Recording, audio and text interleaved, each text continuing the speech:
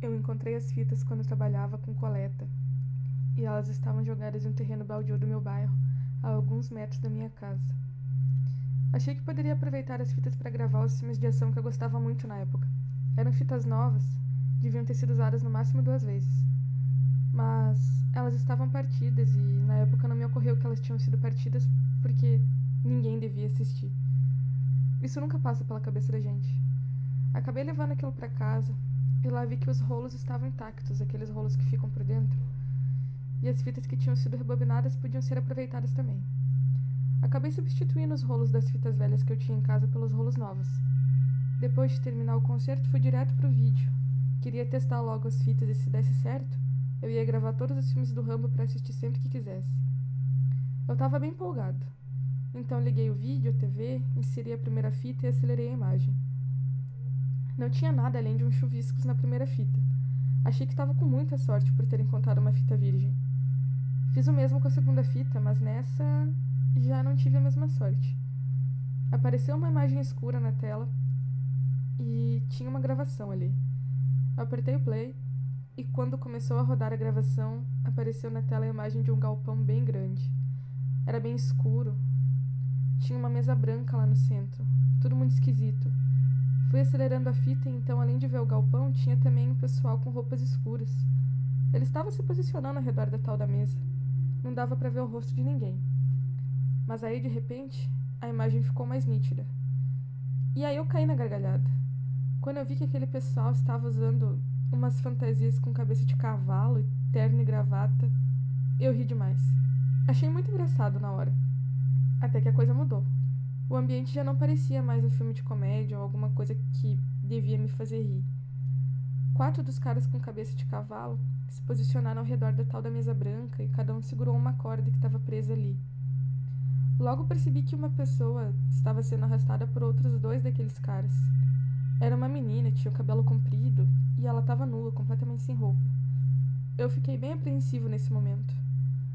Pensei que fosse algum tipo de orgia nojenta desse pessoal com problema sexual, problema de cabeça. Aí vi que a coisa era pior. Era bem pior. Eu me arrependo muito de não ter parado de assistir naquele momento e queimado aquela bosta. Os caras prenderam a menina em cima daquela mesa e uma corda foi amarrada nos braços e nos pés dela. Uma corda em cada braço e em cada pé. Os outros caras com cabeça de cavalo puxaram essas cordas que eram bem grandes e foram caminhando até desaparecerem da tela. Enquanto isso, eles iam puxando aquelas cordas que foram se alongando até ficarem totalmente esticadas. E eu não vi onde eles haviam prendido, só vi que eles voltaram e se juntaram ao grupo.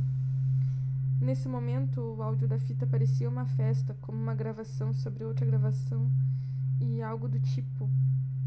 Tinha som de taça batendo, o pessoal rindo e comemorando, mas nesse momento eu já tinha caído no chão.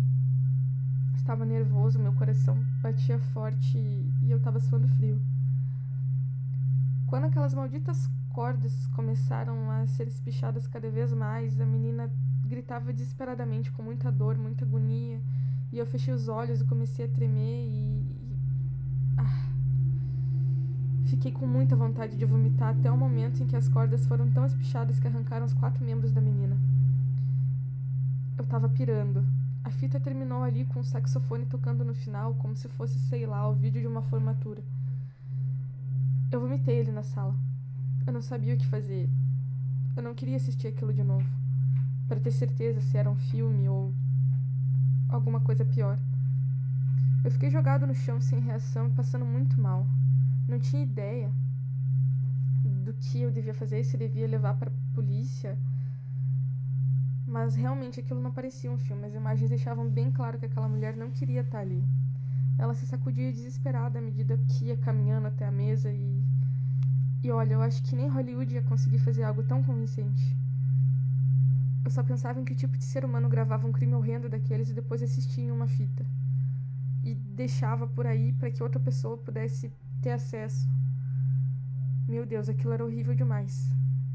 Aquelas pessoas usando aquela cabeça de cavalo de brinquedo, nem sei como descrever o que era aquilo.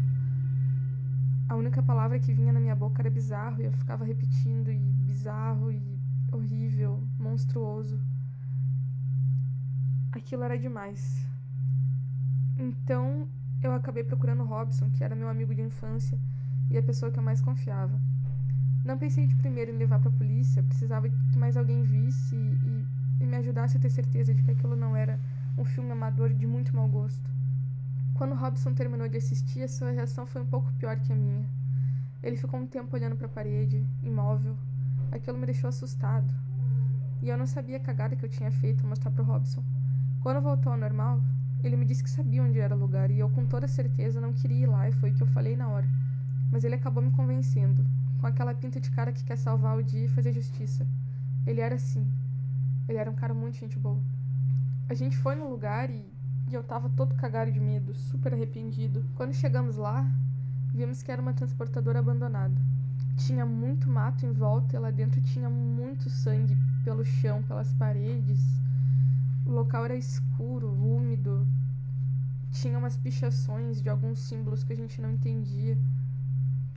O lugar fedia podre, era como entrar em um poço de sujeira, de morte. Muito nojento, extremamente horrível. Não ficamos muito tempo lá e não encontramos nenhum sinal de que mais alguém estivesse por ali ou o que fosse. Na verdade, eu nem sei por que a gente tinha ido lá. Quando saímos, passamos mal novamente por pensar em tudo aquilo, na coitada da moça que tinha sido assassinada naquele vídeo.